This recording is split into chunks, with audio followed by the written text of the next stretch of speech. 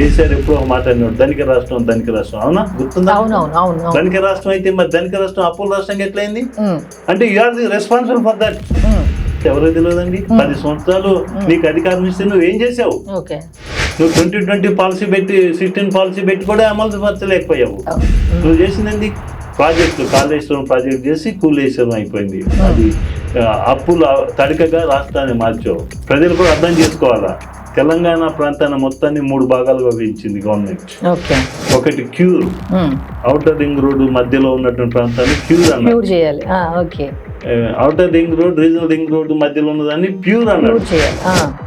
తర్వాత అక్కడ నుంచి సరిహద్దు ప్రాంతం వరకు ఎక్కడుంటే అక్కడ తెలంగాణ సరిహద్దు వరకు రేర్ అని 3 భాగాలుగా పూర్తి చేసి 3 భాగాల్లో అభివృద్ధి చెందాలనే సదుద్దేశంతో ఏ భాగానికి ఆ భాగాన్ని అభివృద్ధి ప్రణాళిక రూపొందిస్తూ 2037లో $1 ట్రిలియన్ ఎకానమీగా మార్చాలని, తర్వాత 2047లో $3 ట్రిలియన్ ఎకానమీ మార్చాలని ఆయన లక్ష్యంగా పెట్టుకున్నారు. దీని కొరకు ఆయన ఎట్లాంటి ఆలోచన, విజన్ ఉందంటే హైదరాబాద్ నగరాన్ని. నమస్తే, welcome to Kiran TV news. ఇప్పుడు తెలంగాణలో అతిపెద్ద సమస్య, ఆ సమస్య మీద డిస్కషన్స్ అంటే ఒకళ్ళు ఉపయోగం అంటే ఒకళ్ళు ఉపయోగం లేదు అంటున్నారు. అదే హిల్ట్ పాలసీ. అసలు హిల్ట్ పాలసీ అంటే ఏమిటి అనే దాని మీద పూర్తి వివరాలు అడిగి తెలుసుకుందాం. ఈ సందర్భంగా మనతో ఉన్నారు Speaks organisation president professor Gopalam Vidyasagar garu. Sir నమస్తే. ఎలా ఉన్నారు సార్? బాగున్నారు సార్. సార్, ఇప్పుడు తెలంగాణలో ఎన్నో రకాల సమస్యలు ఉన్నాయి, ఎన్నో రకాల అభివృద్ధి కూడా జరుగుతుంది. దీన్ని అంతటిని వదిలేసి ప్రతిపక్షాలు ముఖ్యంగా పట్టుకున్న పాయింట్ ఏంటంటే హిల్ట్ పాలసీ. అది లాభమా నష్టమా అనేది మనం తర్వాత డిస్కస్ చేద్దాం. అసలు ఈ హిల్ట్ పాలసీ మీద వాస్తవాలు ఏంటి? HILT policy Hyderabad industrial land transformation policy. ఇది ఈ మధ్యనే జీవో నెంబర్ 27 రాష్ట్ర ప్రభుత్వం విడుదల చేయడం జరిగింది. ఆ పేరులోనే మనకు కనపడుతుంది. హైదరాబాద్ లో ఉన్నటువంటి ఇండస్ట్రియల్ పార్కులను ఔటర్ రింగ్ రోడ్ వెలుపలకు తరలించి దీన్ని కాలుష్య రహిత నగరంగా చేస్తూ ఓఆర్ఆర్ ఆవల పరిశ్రమలను డెవలప్ చేయాలనేటటువంటి సదుద్దేశంతో రాష్ట్ర ప్రభుత్వం ఇచ్చినటువంటి జీవో. అయితే బేసిక్గా వాళ్ళు చాలామంది చెప్తున్న మాట ఏంటి అంటే, ఇది సన్నిహితులకి లేకపోతే ప్రైవేటు పరం చేయటానికి ఈ విధంగా ఇటువంటి ప్లాన్స్ వేస్తున్నారు. 5 లక్షల కోట్ల లాభం అయితే దీని ద్వారా వస్తుంది, దీన్ని ప్రభుత్వం కావాలనే ఇదంతా నెగిటివ్గా చేయాలనే ఉద్దేశంతో చేస్తుందనే మాటలు ఎక్కువగా వినపడుతున్నాయి. దీని మీద ఏం చెప్తారు? అవునండి, అవగాహన రాహిత్యంతో రాజకీయ లబ్ధి పొందడం కోసం పర్టికులర్గా బీఆర్ఎస్ పార్టీ చేసినటువంటి ప్రచారము, వారికి తోడు బీజేపీ వాళ్ళు కూడా దీన్ని అడ్డుకోవటానికి చూడటం అనేటటువంటిది బాధాకరమైనటువంటి విషయం. ఆ బీజేపీ కేంద్రంలో అధికారంలో ఉంది, కేంద్ర ప్రభుత్వ పాలనలో అక్కడ ఉంటే ఇక్కడ రాష్ట్ర ప్రభుత్వంలో కాంగ్రెస్ పాలన ఉంది. 2 కూడా సయోధ్యతను పనిచేసుకోవాలా. మరి కేంద్ర మంత్రి కిషన్ రెడ్డి గారు కూడా అవగాహన లేకుండా మాట్లాడటం కొంచెం బాధాకరమైనటువంటి విషయం. అది పక్కన పెడితే బీఆర్ఎస్ పార్టీ కేవలము రాజకీయ రాద్ధాంతం చేయాలనే ఉద్దేశంతో తప్పుడు ప్రచారం చేయటం అనేటువంటిది చాలా బాధాకరమైన విషయమే. ఎందుకంటే ఈ యొక్క పాలసీ వలన వారు అన్నట్టు 5 లక్షల కోట్ల అవినీతి ఏదైతే దీంట్లో కుంభకోణం ఉందని చెప్తున్నారో దానికి అర్థం పర్థం లేని వ్యవహారం. ఎందుకంటే ఏ విధంగా వస్తుందో చెప్పలేకపోతున్నారు. 5 లక్షల కోట్ల కుంభకోణం ఇది, ప్రభుత్వానికి ఆదాయం వస్తుందని చెప్తున్నారు కానీ అసలు ఎందుకు వస్తుంది, ఏ విధంగా వస్తుంది, మరి దీంట్లో స్కామ్ ఎందుకు అవుతుంది అనేది అర్థం కావట్లేదు. స్కామ్ అంటే దోచుకోవటం, దాచుకోవటం, అది స్కామ్. దానికి అవకాశం ఎట్లుందో చెప్పట్లేదు వాళ్ళు. కేవలం ఏంటంటే 5 లక్షల కోట్లు వస్తుంది, 5 లక్షల కోట్లు ప్రభుత్వానికి వస్తుంది, ఇది స్కామ్ అని చెప్తున్నారు తప్పితే దాన్ని అవగాహన చేసుకొని అది ఎందుకుందో వివరించాల్సిన బాధ్యత కూడా వాళ్ళకున్నది బీఆర్ఎస్ పార్టీకి. అది ఒక విషయము. ఇంకొక విషయం ఏంటంటే మీరు అడిగిన దాంట్లో ఈ యొక్క హిల్ట్ పాలసీ ఏదైతే ఉందో ఇది ఈ గత 50-60 సంవత్సరాల నుంచి వివిధ ప్రభుత్వాలు ఈ యొక్క ఇండస్ట్రియల్ పార్కులను ఏర్పాటు చేస్తూ వచ్చాయి. ఒక్క రోజులో చేసింది కాదు, ఒక్క సంవత్సరంలో చేసింది కాదు, ఒక ప్రభుత్వం చేసింది కాదు. ఇప్పటి వరకు ఈ రోజు వరకు మన రింగ్ రోడ్డు లోపల ప్రాంతంలో 22 ఇండస్ట్రియల్ పార్కులు ఉన్నాయి. ఓకే.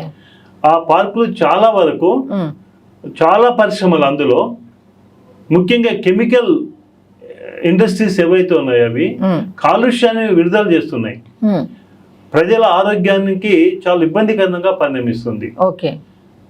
మీకు అందరికి తెలిసినట్టు కాలుష్యం కనుక వచ్చినట్లయితే ఎంతో మంది సామాన్య ప్రజలు సైతము ఇబ్బందుల పాలు హాస్పిటల్కి వెళ్తూ ఆరోగ్యం కొరకు కోట్ల రూపాయలు ఖర్చు పెట్టవలసినటువంటి పరిస్థితి ఉన్నది. ఆరోగ్యమే మహాభాగ్యం అని మనం అంటాము. ఆరోగ్యం కావాలా, మరి దాన్ని రక్షించాలంటే కాలుష్యం బారి నుంచి ప్రజలను తప్పించాలా. కాలుష్యం బారి నుంచి ప్రజలను తప్పించాలంటే ఇక్కడ కాలుష్యం వెదజల్లుతున్నటువంటి పరిశ్రమలను రింగ్ రోడ్ అవతలకు వెళ్ళాలి. ఎందుకంటే రింగ్ రోడ్డు, ఔటర్ రింగ్ రోడ్డుకు మరియు రీజనల్ రింగ్ రోడ్డు మధ్య ప్రాంతము చాలా ఖాళీ స్థలాలు ఉన్నాయి. అది దాదాపు రీజనల్ రింగ్ రోడ్డు 360 కిలోమీటర్ల పొడవులో ఉన్నట్టు విస్తీర్ణంలో ఉన్నది పొడవులో. ఓఆర్ఆర్ ఏమో 160 కిలోమీటర్ పొడవు. ఇది కూడా ఈ రెండింటికైతే ప్రాంతం కూడా అభివృద్ధి చెందాలి కదా. ఒక హైదరాబాద్ అభివృద్ధి చెందితే సరిపోదు కదా. మరి అదే అభివృద్ధి చెందాలంటే పరిశ్రమలు ఇక్కడ ఉండటానికి పరిస్థితి అవకాశం లేదు. మీరు ఆలోచించండి, ఒకప్పుడు హైదరాబాద్ నగరం అనేది ఇంత జనబాహుల్యం లేదు. అది 60 సంవత్సరాల నుంచి పెరుగుతూ వెళ్ళి చివరికి ఈ పరిశ్రమలన్నీ కూడా హైదరాబాద్ మహానగరంలో అంతర్భాగం అయిపోయాయి. నివాస ప్రాంతాల మధ్యన ఇండస్ట్రీస్ వచ్చాయి. వచ్చినప్పుడు ఇండస్ట్రీస్ ఎక్కడుండాలండి? నివాస ప్రాంతాలు బయట ఉండాలి. ఇవి నివాస ప్రాంతాల్లో ఉన్నాయి. మరి నివాస ప్రాంతాల్లో ఉన్నప్పుడు వాటికి ట్రాన్స్పోర్ట్, లారీలు వస్తుంటాయి పోతుంటాయి, వెహికల్స్, హెవీ వెహికల్స్, వాటర్ కావాలా, ఎలక్ట్రిసిటీ కావాలా, ఇట్లాంటి మౌలిక సదుపాయాలన్నీ కూడా సమకూర్చాల్సిన బాధ్యత ప్రభుత్వం పైన ఉంటుంది. బేసికల్లీ ఇండస్ట్రియల్ పార్క్ అంటే దానికి మౌలిక వసతులు సమకూర్చాల్సిన బాధ్యత ప్రభుత్వాన్ని. మరి ఒకప్పుడు ఉన్నటువంటి పరిణామాలను గుర్తులు పెట్టుకొని అన్ని కూడా అంత మౌలిక అవసరాలు కూడా తీర్చే పరిస్థితిలో లేదు ఇప్పుడు పార్కులు. కెమికల్ ఫ్యాక్టరీస్ ఒక రకంగా, ఇంకో రకంగా manufacturing units, small units, large units, ఇవన్నీ కూడా ఎన్నో మూలపడిపోయాయి. అప్పుడు మిషనరీ కూడా మార్చుకోవాల్సిన పరిస్థితి ఏర్పడింది. ఇప్పుడు ఆ మిషనరీలో న్యూ టెక్నాలజీ వచ్చింది, న్యూ మెథడ్స్ వచ్చాయి, అవన్నీ కూడా ఇంప్లిమెంట్ చేయాలి. మరి ఉన్నటువంటి తక్కువ జాగాలో ఇవన్నీ అవకాశాలు లేవు. కాబట్టి ఇవన్నింటిని దృష్టిలో పెట్టుకొని రాష్ట్ర అభివృద్ధిని దృష్టిలో పెట్టుకొని దీర్ఘకాలిక ప్రణాళికలను అమలు పరచడంలో భాగంగా ఇప్పుడు ఈ రేవంత్ అన్న సర్కారు ఈ యొక్క విధానాన్ని తీసుకురావటం అందరు కూడా హర్షించాల్సిన విషయం. విమర్శించే టైం కాదు ఇది. హర్షించాలా, మద్దతు తెలపాలా, రాష్ట్ర అభివృద్ధికి దోహదపడాలా. అది ప్రతిపక్ష పార్టీల యొక్క నిర్మాణాత్మకమైనటువంటి సహకారము ప్రభుత్వానికి అందించాల్సి ఉన్నది. అది అందించకపోగా వీటిని విమర్శించడం అనేటటువంటిది కేవలం రాజకీయ దురుద్దేశంతోని. ఒకవేళ ఇది అమలు జరిగితే కాంగ్రెస్ సర్కార్కు రేవంత్ రెడ్డి ముఖ్యమంత్రిగా ఎంతో పేరు వస్తుంది, ప్రఖ్యాతులు వస్తాయి, రాష్ట్రం అభివృద్ధి చెందుతుంది. అప్పుడు మళ్ళీ తిరిగి వాళ్ళ రాజకీయాల్లోకి రాలేరు. వాళ్ళకి ప్రజల్లో పేరు వచ్చిందంటే పేరును అడ్డుకోవాలా, ఆటంకాలు పెట్టాలా, కుతంత్రాలు చేయాలా. ఇవన్నీ కూడా ఈ చీప్ పాలిటిక్స్. ఇది ఇప్పుడు మనకు అనిపిస్తుంది. మనం ఇప్పుడు ఈ పాలసీ ద్వారా చాలా మంది ఉద్యోగాలు కోల్పోతారు, ఇది తీసుకురావడం కరెక్ట్ కాదు అని కూడా మనం ఎక్కువగా బీఆర్ఎస్ వాళ్ళు చెప్తున్న మాట. దీని మీద ఏం చెప్తారు? చాలా మంచి ప్రశ్న ఇచ్చారు మీరు. Really good question. ఉద్యోగాలు పోతాయని డైలాగ్ కొట్టి యువతను మిస్గైడ్ చేయటమే కానీ ఉద్యోగాలు ఎట్లా పోతాయండి? ఇక్కడ పరిశ్రమలు తరలిస్తున్నాము. ఇక్కడ ఏంటంటే టిఆర్ఎస్ గవర్నమెంట్ కూడా మీరు చూసుకోండి 2020లో జియో నెంబర్ 16 విడుదల చేసి 11 ఇండస్ట్రియల్ పార్కులను ఐటీ పార్కులుగా మార్చింది. కానీ దాన్ని అమలు చేయలేకపోయారు, అది వేరే విషయం. గ్రిడ్ పాలసీ అయితే పెట్టారు కదా, అందరికి తెలిసినటువంటిదే కదా. దాన్ని ఎందుకు అమలు చేయలేకపోయారు? ఒక ఐటీ మెయిన్ చేస్తే ఎట్లండి? ఐటీ ఇప్పటికీ ఆల్రెడీ ఈస్టర్న్ ఏరియాలో అద్భుతంగా బెంగళూరు మహానగరంతో పోటీ పడుతూ విదేశాల్లో అమెరికాలో ఉన్నటువంటి వాటిని అన్నిటి కూడా తలదన్నే విధంగా అభివృద్ధి చెందింది. ఇప్పుడు మీరు ఆ ప్రాంతం వెళ్ళండి, గచ్చిబౌలి ప్రాంతం, మనం అమెరికాలో ఉన్నామా ఇంకెక్కడ ఉన్నామా అనే ఫీలింగ్ వస్తుంది. అంత అద్భుతమైన ప్రయత్నం జరిగింది. ఇంకా నువ్వు 12 పార్కులు కూడా ఐటీ పార్కులు ఎట్లా చేస్తావు? ఐటీ పార్కులు చెయ్యి. కొత్తగా బోల్డ్ అంత ల్యాండ్ ఉందండి. ఔటర్ రింగ్ రోడ్ వెలుపల, రీజనల్ రింగ్ రోడ్ లోపల బోల్డ్ అంత ల్యాండ్ ఉంది. ఆ ల్యాండ్ లో మంచిగా ఇన్ఫ్రాస్ట్రక్చర్ ఫెసిలిటీ ఏర్పాటు చేసి అప్పుడు పరిశ్రమలకు ఆహ్వానించండి. ముందు పరిశ్రమలకు ఇస్తారు, ఇన్ఫ్రాస్ట్రక్చర్ ఫెసిలిటీస్ ఉండవు. తర్వాత ఇన్ఫ్రాస్ట్రక్చర్స్ కు ఎంతో ఖర్చు అవుతుంది, వసతుల్లో ఇబ్బంది ఉంటుంది. ఇప్పుడు చండీగఢ్ పట్టణం ఉందండి, ఎంత ప్లాండ్ గా ఉన్నది. ప్లాండ్ టౌన్స్ మనకు అవసరం. బృహత్ ప్రణాళికలు తయారు చేయాలా, మాస్టర్ ప్రణాళికలు తయారు చేయాలా. ఇవన్నీ తయారు చేసి ఒక పారిశ్రామిక ప్రాంతాలను మనకు నిర్ణయించినట్లయితే అభివృద్ధి చెంది. అది ఇప్పుడు సాధ్యమైంది. కాంగ్రెస్ గవర్నమెంట్ ఏదైతే హిల్ట్ పాలసీ పెట్టిందో ఇక్కడి నుంచి తరలించినప్పుడు అక్కడ ప్రభుత్వం ఏర్పాటు చేయాల్సిందే. ఒకటి. రెండో అంశం మీరు చెప్పిన దానికి, ఉద్యోగాలు పెరుగుతాయి. ఎందుకనండి, అక్కడ పరిశ్రమలు పెట్టినప్పుడు మరి మనుషులు కావాలి కదా. మనుషులు కావాలనుకున్నప్పుడు అది ట్రాన్స్పోర్ట్ ఫెసిలిటీస్ ఉంటాయి, అన్ని ఆల్ ఫెసిలిటీస్ ఉంటాయి. మరి అటువంటిప్పుడు పనిచేయడానికి ఉద్యోగులు, ఇక్కడ చేసే పరిశ్రమ ఉద్యోగులు అక్కడ చేసుకుంటారండి. అక్కడ వారికి హౌసింగ్ ఇవ్వడం కూడా ఈజీ. ఇక్కడ మన కార్మికులకు హౌసింగ్ ఫెసిలిటీస్ కల్పించలేకపోయాం, ఇప్పుడు అక్కడ హౌసింగ్ ఫెసిలిటీస్ కల్పిస్తుంది గవర్నమెంట్.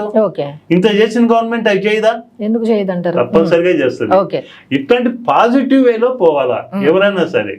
ఇప్పుడు మీరు చెప్పిన మాట ప్రకారం అయితే వాళ్ళు అడుగుతున్న క్వశ్చన్ ఏంటంటే, బేసిక్ గా వాళ్ళు చెప్పేది ఏంటి అంటే, ఇప్పుడు ఎలాగో ఇక్కడ నగరం నడిబొడ్లో మీరు అన్నట్టు ఇందాక ఈ పరిశ్రమలు ఇవన్నీ ఉంటే హెల్త్ పాడైపోతుంది ప్రజలది అని అంటున్నారు. సేమ్ అది అవుట్స్కట్స్ లో కూడా ఉంటే ఇదే ప్రజలు వెళ్ళి అక్కడికి వెళ్ళి ఉండాల్సి వస్తుంది కదా, అప్పుడు కూడా వాళ్ళ హెల్త్ ప్రాబ్లం అవుతుంది, ట్రాఫిక్ సమస్యలు వస్తాయి అని చెప్పి వాళ్ళు రేస్ చేస్తున్న ప్రశ్న. దీని మీద ఏం చెప్తారు? అది కూడా ఇక్కడేమో ప్రాంతం తక్కువగా ఉంది కాబట్టి మీరేమంటున్నారు, ఇక్కడ పొల్యూషన్ ఇది కంజెస్టెడ్ ఏరియా, మొత్తం చుట్టూతో నివాస ప్రాంతాలు. చూడండి, ఇప్పుడు నాచారం ఏరియా చూడండి, జీడిమెట్ల చూడండి, పాషమేలారం చూడండి, నివాస ప్రాంతాలు ఎంత ఉన్నాయండి. అది యాక్చువల్ గా టౌన్. మనం 4 ఇళ్ల మధ్య పరిశ్రమ పెట్టుకుంటే ఎట్లుంటది? Same situation now. అది అది కరెక్ట్ కాదు అని మనం చెప్తున్నాము. ఇంకొకటి, అక్కడికి వెళ్ళిన తర్వాత ఈ యంత్రాంగం పరిధి అక్కడికి పోతారు, అక్కడ విశాలమైనటువంటి భూములు ఉన్నాయండి, విశాలమైన భూములు ఉన్నాయి, ప్రాంతం ఉంది, మంచి పొల్యూషన్. ఇంకోటి కూడా చెప్తున్నాను, డీసెంట్రలైజేషన్ ఉందా? అభివృద్ధి అంతా హైదరాబాద్ లోనే కావాలా? వికేంద్రీకరణ, గ్రామాల అభివృద్ధి చెందితే మీకు నష్టం ఏంటి? మనం గ్రామ స్వరాజ్యం అని చెప్పేసి మనం ఎన్నో గొప్ప మాటలకే పరిమితం. గ్రామాల అభివృద్ధి చెందాలి కదా. గ్రామాల అభివృద్ధి చెందాలంటే పరిశ్రమలు రావాలి కదా. ఇప్పుడు మీరు చూడండి, హైదరాబాద్ లో ఈ రోజున 1,30,00,000 మంది ఉన్నారు. మొత్తం తెలంగాణ ఎట్లుందంటే భౌగోళికంగా ప్రతి గ్రామం నుంచి ఈ రోజు హైదరాబాద్ లో జనం వస్తున్నారు, ఉంటున్నారు. హైదరాబాద్ లో ఉద్యోగ కొరత లేదు. ఎందుకంటే విద్యావంతులకు, చదువులు రాని వారికి, కార్మికులకు, అందరికి ఇక్కడ ఎవరు వచ్చినా ఆటో నడుపుకోవచ్చు అండి, ఒక హోటల్ పెట్టుకోవచ్చు. ఇట్లా బతకడానికి అయితే మార్గాలు ఉంటాయి. ఇప్పుడు అపార్ట్మెంట్లు వేల లక్షల అపార్ట్మెంట్స్ ఉన్నాయి, వాచ్మెన్లు కొంటున్నారు, పిల్లల్ని చదివించుకుంటున్నారు. మరి వీళ్ళన్నిటికీ వాటర్ ఇవ్వాలి కదా, రేపు ఎలక్ట్రిసిటీ ఇవ్వాలి కదా, డ్రైనేజ్ ఫెసిలిటీస్ ఉండాలి కదా. ఇమ్మడి ముబ్బడికి వచ్చి పడితే ఈ ఫెసిలిటీస్ ఎక్కడ అందుతాయి? మంది ఎక్కువైతే మజ్జిగ పలసన అవుతుంది. అట్లనే ఇప్పుడు ఇవన్నీ కొన్ని సౌకర్యాలకు మనం దూరం అవుతున్నాం, అది కూడా గమనించాలి. ఈ మధ్యకాలంలో ఇదివరకు రాజకీయాల పరంగా మనం మాట్లాడుకుంటే సార్, ఇప్పుడు ప్రభుత్వ పరంగా అంటే అధికార పార్టీలో ఉన్న వాళ్ళు మంచి చేస్తే మంచి అని పొగిడేవాళ్ళు గతంలో మనం చూసుకుంటే. కానీ ఈ మధ్య కాలంలో ఎలా ఉంది అంటే, వాళ్ళ రాజకీయ లబ్ధి కోసం అవతల వ్యక్తి మంచి చేసినా సరే, అంటే అధికార పార్టీ వాళ్ళు, ప్రభుత్వం వాళ్ళు మంచి చేసినా సరే బురద జల్లే ప్రయత్నాలు చేస్తున్నారంటే ఆలోచన విధానాలు మార్చుకోవాలంటారా నేటి రాజకీయ నాయకులు? తప్పనిసరిగా మార్చుకోవాలా. మీరు ఇది కూడా చాలా మంచి ప్రశ్నలు చేస్తున్నారు. యాక్చువల్గా మేము ఇంకొక విషయం చెప్పాలి. మేము చెప్పండి. హిల్ట్ పాలసీలో మీరు ఫస్ట్ అడిగారు, దాంట్లో 5 అంశాలు ఇప్పుడు గవర్నమెంట్ పేర్కొందండి. ఒకటి, ఈ కన్వర్షన్ అయినటువంటి, ట్రాన్స్ఫార్మేషన్ అయినటువంటి భూములు ఏవైతే ఉన్నాయో వీటిలో నివాస ప్రాంతాలుగా ఉపయోగించుకోవచ్చు ఇవి. అవును. ఇండస్ట్రీస్ ఖాళీ చేసినట్లయితే నివాస ప్రాంతాలుగా ఉపయోగించుకోవచ్చు ఒకటి. రెండవది కమర్షియల్ పర్పస్ ఉపయోగించుకోవచ్చు. మూడవది రిక్రియేషనల్ పర్పస్ ఉపయోగించుకోవచ్చు. నాలుగవది ఇన్స్టిట్యూషనల్ పర్పస్ ఉపయోగించుకోవచ్చు. ఐదవది టిఆర్ఎస్ ప్రభుత్వం ఏదైతే 2020లో 16 జీవో ఇచ్చిందో దాంట్లో గ్రిడ్ పాలసీ అని పెట్టారు. ఆ పాలసీలో ఉన్నటువంటి మంచి విషయాలను కూడా తీసుకొని అలైన్ చేస్తూ 5వ అంశం పేర్కొన్నారు. అంటే కాంగ్రెస్ గవర్నమెంట్ ఎంత సహృదయంతో ఏదో రాజకీయంగా చూడకుండా మంచి విషయం ఉన్నట్లయితే దాన్ని కూడా చేద్దాం. మీరు 11 పార్కులు ఐటీగా కన్వర్ట్ చేయమన్నారు. ఓన్లీ ఐటీగా కన్వర్ట్ చేయమన్నారు. 11 పార్కులు ఐటీలుగా కన్వర్ట్ చేస్తే ఒక ఐటీ ఇండస్ట్రీ పోతే మిగిలిన ఇండస్ట్రీస్ ఏం కావాలా? బ్యాలెన్స్డ్ గ్రోత్ కావాలా? మరి దాన్ని కూడా మీరు విస్మరించారు. బట్ కాంగ్రెస్ గవర్నమెంట్ రేవంత్ రెడ్డి సర్కార్ ఇప్పుడు వాటన్నిటిని గమనంలో తీసుకొని నాకు తెలిసినంత వరకు తెలంగాణ రైజింగ్ విజన్ 2047 ఏదైతే ఆయన కలగంటూ మరి 47 కల్లా $3 ట్రిలియన్ ఎకానమీ చేస్తానని చెప్పేసి ఏదైతే అన్నాడో దానిలో అంతర్భాగంగానే ఈ చర్యలు తీసుకుంటున్నారు. మరలా ఇంకొక విషయం కూడా గమనించండి మీరు, ఈ ప్రతిపక్షాలు కూడా గమనించాలా, ప్రజలు కూడా అర్థం చేసుకోవాలా. తెలంగాణ ప్రాంతాన్ని మొత్తాన్ని 3 భాగాలుగా విభజించింది గవర్నమెంట్. ఒకటి క్యూర్, ఔటర్ రింగ్ రోడ్ మధ్యలో ఉన్నటువంటి ప్రాంతాన్ని క్యూర్ అన్నారు. Outer ring road, regional ring road మధ్యలో ఉన్నదాన్ని ప్యూర్ అన్నారు. తర్వాత అక్కడ నుంచి సరిహద్దు ప్రాంతం వరకు ఎక్కడుంటే అక్కడ తెలంగాణ సరిహద్దు వరకు రేర్ అని 3 భాగాలుగా పూర్తి చేసి 3 భాగాల్లో అభివృద్ధి చెందాలనే సదుద్దేశంతో ఏ భాగానికి ఆ భాగాన్ని అభివృద్ధి ప్రణాళిక రూపొందిస్తూ 2037లో $1 ట్రిలియన్ ఎకానమీగా మార్చాలని, తర్వాత 2047లో $3 ట్రిలియన్ ఎకానమీ మార్చాలని ఆయన లక్ష్యంగా పెట్టుకున్నారు. దీని కొరకు ఆయన ఎట్లాంటి ఆలోచన విజన్ ఉందంటే హైదరాబాద్ నగరాన్ని కొరియా, జపాన్, దుబాయ్ లాంటి ఇతర అభివృద్ధి చెందిన దేశాల్లో ఎట్లాంటి పట్టణాలు వ్యవస్థ ఉన్నదో దానికి దీటుగా పోటీగా హైదరాబాద్ ను హైదరాబాద్ నిర్లక్ష్యం చేయట్లా, హైదరాబాద్ ను పట్టించుకోవడం పక్కన పడేట్లా, ఇంకా డెవలప్ చేయాలంటే కొన్ని సంస్కరణలు మార్పులు చెయ్యాలా. అది ఇప్పుడు రేవంత్ రెడ్డి చేస్తుంటే ఓర్వలేక రాజకీయంగా లబ్ధి కాంగ్రెస్ ప్రభుత్వం వస్తున్న ఈర్ష్య ద్వేషాలతో బీఆర్ఎస్ పార్టీ వస్తుంది. బీఆర్ఎస్ పార్టీ కథ ఎవరో తెలియదండి. 10 సంవత్సరాలు నీకు అధికారం ఇస్తే నువ్వేం చేసావు? నువ్వు 2020 పాలసీ పెట్టి 16 పాలసీ పెట్టి కూడా అమలు పరచలేకపోయావు. నువ్వు చేసింది ప్రాజెక్టులు, కాళేశ్వరం ప్రాజెక్ట్ చేసి కూలేశ్వరం అయిపోయింది. అది అప్పుల తడికగా రాష్ట్రాన్ని మార్చావు. కేసీఆర్ ఎప్పుడో ఒక మాట అన్నాడు, ధనిక రాష్ట్రం అవునా? గుర్తుందా? ధనిక రాష్ట్రం అయితే మరి ధనిక రాష్ట్రం అప్పుల రాష్ట్రంగా ఎట్లయింది? అంటే you are the responsible for that. ఈ అప్పుల రాష్ట్రం చేయడానికి కేసీఆర్ ప్రభుత్వమే రెస్పాన్సిబుల్. అసలు ప్రజలు ఇక్కడ నిలదీయాలా. ఉద్యోగస్తులకి ఫస్ట్ లో ఇప్పుడు జీతాలు వచ్చినాయండి, ఫస్ట్ వచ్చినాయి. ఈఎంఐలు అన్ని పోయి పాపం సిబిల్ స్కోర్ దెబ్బతిని ఎన్నో టెన్షన్ పడ్డారు, అవమానాలు పాలయ్యారు. ఎవరు అడిగిన ఇంకా జీతం రాలేదు అని చెప్పేవాళ్ళు. డిఎల్ అయితే లేదు. ఇక ఉద్యోగస్తులు రిటైర్ అవుతారని ఏం చేశారు, 3 సంవత్సరాలు సర్వీస్ పెంచారు. మరి ఇప్పుడు అవన్నీ కూడా పెండింగ్ వచ్చేసినాయి కదా. విద్యార్థులకు రియంబర్స్మెంట్ ఇచ్చారండి. ఇప్పుడు మామూలుగా మనకు విద్య, వైద్య అత్యంత ఇంపార్టెంట్ సర్వీసెస్ ప్రజలకు. రెండింటిని నిర్లక్ష్యం చేసావు.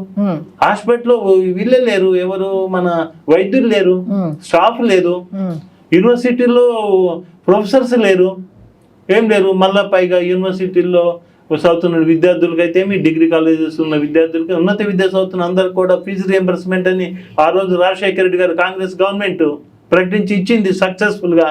మరి నువ్వు ఎందుకు ఇవ్వలేకపోయావు? 3 సంవత్సరాల నుంచి పెండింగ్ పెడితే ఆ ఇన్స్టిట్యూషన్ ఏమవుతాయి? ఉస్మానియా యూనివర్సిటీని ఏ దశ తీసుకొచ్చావు? అసలు నీ తెలంగాణ రావడానికి కారణం ఎవరండి? విద్యార్థి లోకం. 1200 మంది యువకులు బలిదానాలు చేస్తే తెలంగాణ వస్తే వారి ఆకాంక్షలు నెరవేర్చకుండా నీ కుటుంబాన్ని పెంచుకొని నీ కుటుంబ ఆకాంక్షల్ని నెరవేర్చుకున్నావు. కానీ ఏం సాధించావు? ఈ రోజు నీ కుటుంబంలోనే అంతర్గత కలహాలు, ముందు అది పరిష్కరించుకోండి, ఇల్టి మీద తర్వాత మాట్లాడదు తర్వాత మాట్లాడదాం. ముందు అది పరిష్కరించి మీ కుటుంబంలో 5గురికే మీ పడరు అట్లా ఎక్కడ వచ్చినాయి, డబ్బులు కూడా వచ్చినాయి, రాష్ట్రాన్ని దివాలా తీశారు. ఇప్పుడు రేవంత్ రెడ్డి 2 సంవత్సరాలు ముఖ్యమంత్రిగా ఎన్ని కష్టాలు పడ్డారండి, ఎన్ని ఇబ్బందులు పడుతున్నాడు. అన్ని అధిగమించడం మామూలుగా మంత్రాలు వేస్తే పోతాయా, పోగదా. దానికి తగిన అప్పును తీర్చాలంటే ఒక ప్రణాళిక ఉంటుంది, కొంత సమయం పడుతుంది. ఆ సమయమే ఈ 2 సంవత్సరాలు. ఈ 2 సంవత్సరాలు తన ప్రభుత్వాన్ని స్థిరపరచుకొని ఎలాంటి విధానాలు అనుసరిస్తే రాష్ట్ర ప్రభుత్వం డెవలప్ అవుతుంది, ఆర్థిక సమస్యల నుంచి వైదొలుగుతామని చెప్పేసి వారు ఎన్నో మార్గాలు ఆలోచించారు. అందులో హైదరాబాద్ ను విశ్వనగరంగా, సుందర నగరంగా తీర్చిదిద్దాలి, అభివృద్ధి చెందిన ఇతర దేశాలతో పాటు పోటీ పడాలి. ఇతర రాష్ట్రాలతో కాదు, మనం స్పష్టంగా చెప్పారు, దేశాలతో, ఇతర రాష్ట్రాలతో దేశాలతో పోటీ పడదామంటే మీకెందుకు బాధ, మీకెందుకు అసూయ, మీకెందుకు బురద చల్లుతున్నారు?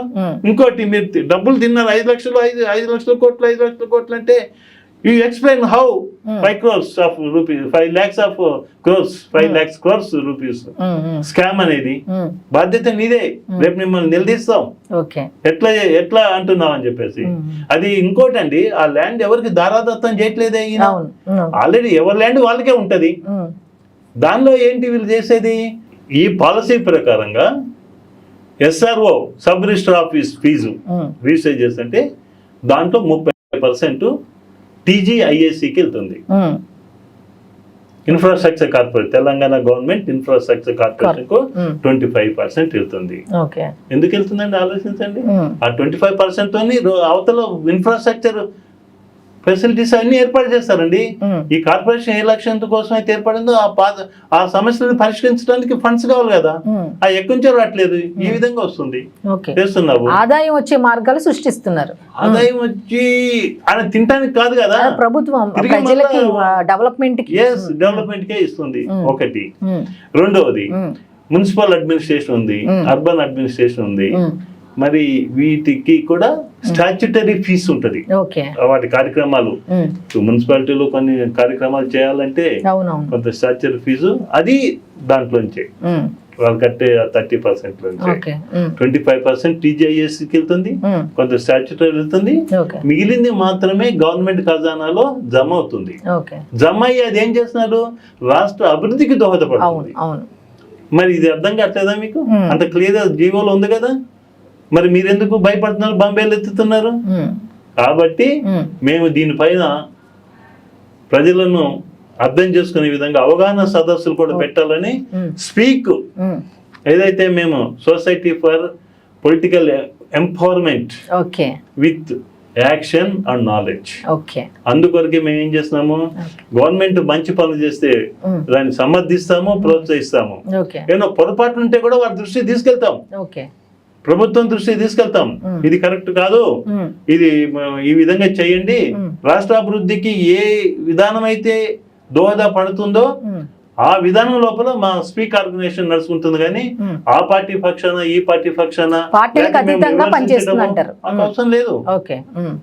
రేపు మేమందరం కూడా చాలా మంది నాలాగా స్పందించే వాళ్ళు చాలా మంది ఉన్నారు. వాళ్ళందరినీ కలుపుకొని ఏది మంచిదో ఏది చెడ్డదో మాకు తెలుసు. ప్రజలను ఒప్పించాలా ముందు, ఫస్ట్ మనం ప్రజలు తెలుసుకోవాలా, ప్రజలకు అవగాహన కలగాల, అది మా కార్యక్రమం. ఓకే, థ్యాంక్ యూ అండి. Thank you.